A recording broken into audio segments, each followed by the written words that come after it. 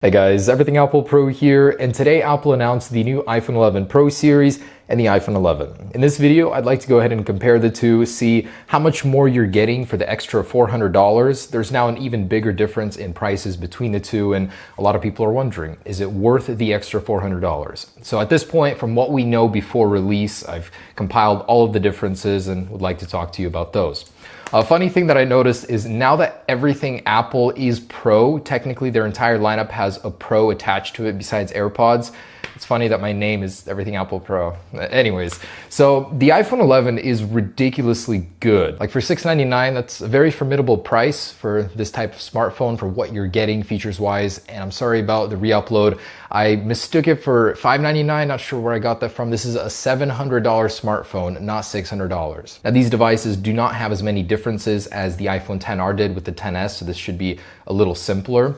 And it all starts with the design. First off, they're fairly close in design. Obviously these are dummies, I don't have the real deal just yet, but I can give you a pretty good idea. Lenses, look pretty close to each other. This one, instead of being a zoom lens, is an ultra wide lens. So the only lens missing from the iPhone 11 series is the telephoto lens, which allows you to zoom 2 times. And instead you can zoom out 2 times. So technically it does still have optical zoom, just not the 2 times outwards zoom that the 11 Pro will have. Now in terms of screen size, the iPhone 11 keeps the same 6.1 inch display. The iPhone 11 Pro has a 5.8 and a 6.5 inch display.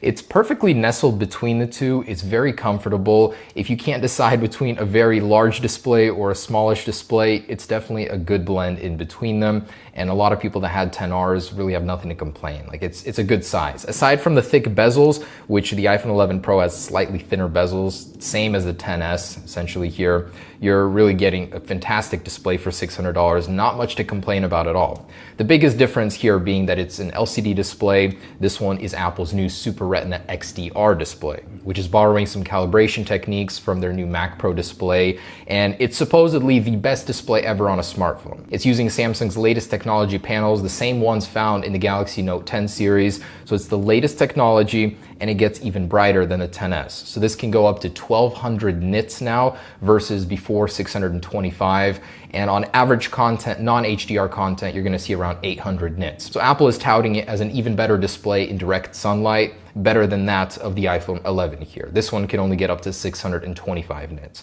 So in terms of raw display power quality, you're getting more here on the iPhone 11 Pro, and that's kind of important. That's basically what you're interacting with. But for most people, you just don't care about that kind of stuff. Why does it matter that the pixel density on this thing is a little sharper at 456 versus 326 on the iPhone 11? I mean, not much of a difference for the average user. Yes, it's not as sharp. Yes, it may not be as bright in certain environments. Yes, the viewing angles may not be as amazing. And yes, maybe the pixels don't go completely black like on an organic LED display.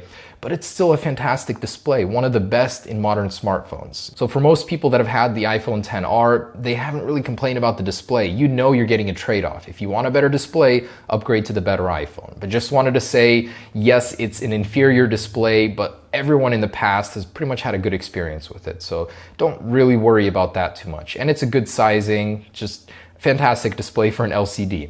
Also, one more thing to consider is that the new iPhone 11 Pro no longer has 3D Touch. So the feature found on the XS will no longer happen on the iPhone 11 Pro from force.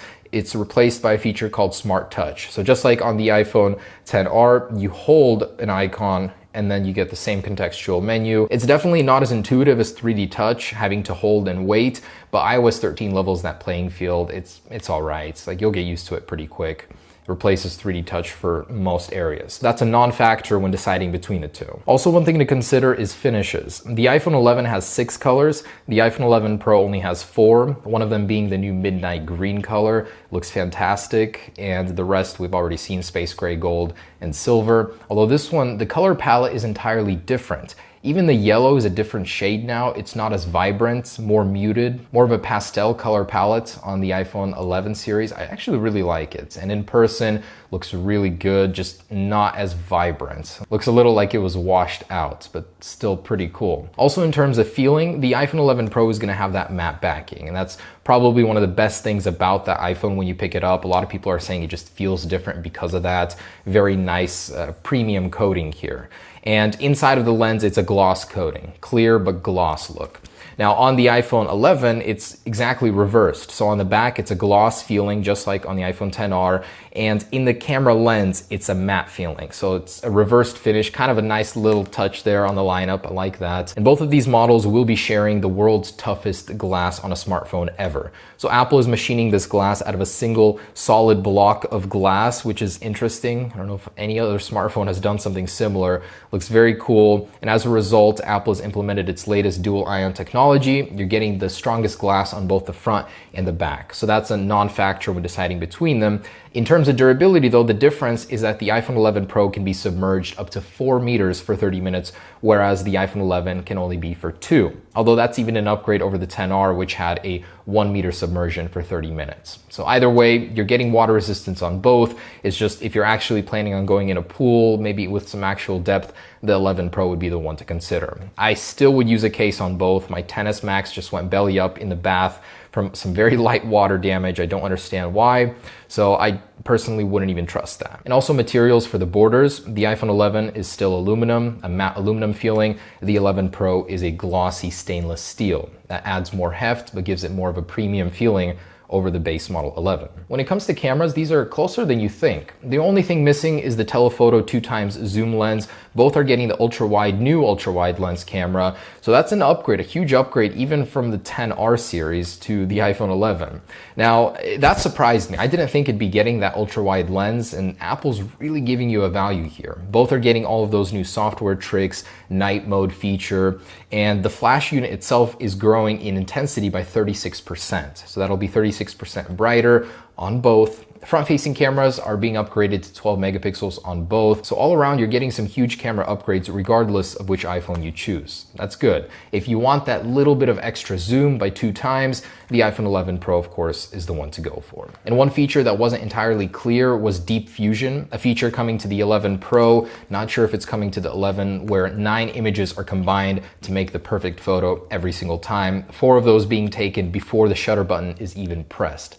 That's cool, and I'm sure Apple will elaborate, we'll find out in a bit, but that may be exclusive to the 11 Pro. In a very surprising area where the iPhone 11 Pro has elevated itself over the iPhone 11 is battery life. Apple has upgraded the batteries on the entire lineup, although this is the first time ever where the premium line has better battery life than the mid-tier line. So last year the XR had better battery life, not so this year. Actual spec sheet reveals that it's better in every single area, both on the regular and the max version. So that's amazing to see, but you won't be going wrong with either one. Even the 11 has an hour of additional battery life over the XR. And from what we're hearing, one area where Apple is skimping on to provide you with that very great $600 value on the 11 is the fast charging. So the iPhone 11 will not be getting the 18-watt fast charger in the box, and I'm assuming that includes the USB-C to Lightning cable. That won't be happening either. It'll just be the standard 5 watt and USB-A to Lightning cable. So you'll only be getting fast charging out of the box on the 11 Pro series. In terms of storage, exactly the same as before.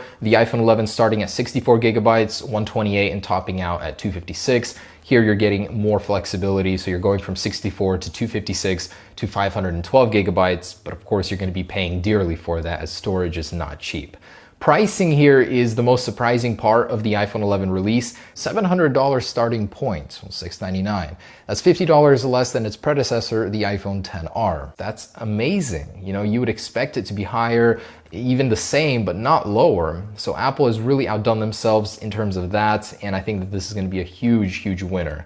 You know, for $400, what are you getting in a nutshell on the 11 Pro? A slightly better camera, possibly better photos with Deep Fusion. You're getting even better battery life, of course, that organic LED display, more options for display sizes. You're getting more premium finishes and better water resistance. If that's worth $400 for you, by all means do upgrade from the 11, but the value that this provides is amazing. I've never seen Apple provide so much value for the price tag before, so very impressed on that. One more thing to note is Apple Care. It is $50 more expensive on the 11 Pro at $200, $150 here. And the case choice options from Apple's OEM cases, a little bit more diverse on the 11 Pro. You're only getting a black and white silicon option here and then the clear case. Here you're getting a lot more, and then leather cases, of course. So there it is, guys. The difference between the 11 and 11 Pro mostly comes down to the camera and screen type. There are some smaller ones in between, and battery life, of course, is better here. Hopefully I helped break this down for you. Yes, there is a pretty big difference between the two, but you're getting so much for your money that it's hard to justify in most cases for most people, unless you're a professional user of an iPhone. What does that even mean? Then $400 just won't cut it, and that chasm grows even more with storage. So Apple, you've done well here. The 11 seems to be the best value here. Let me know your thoughts on that down below.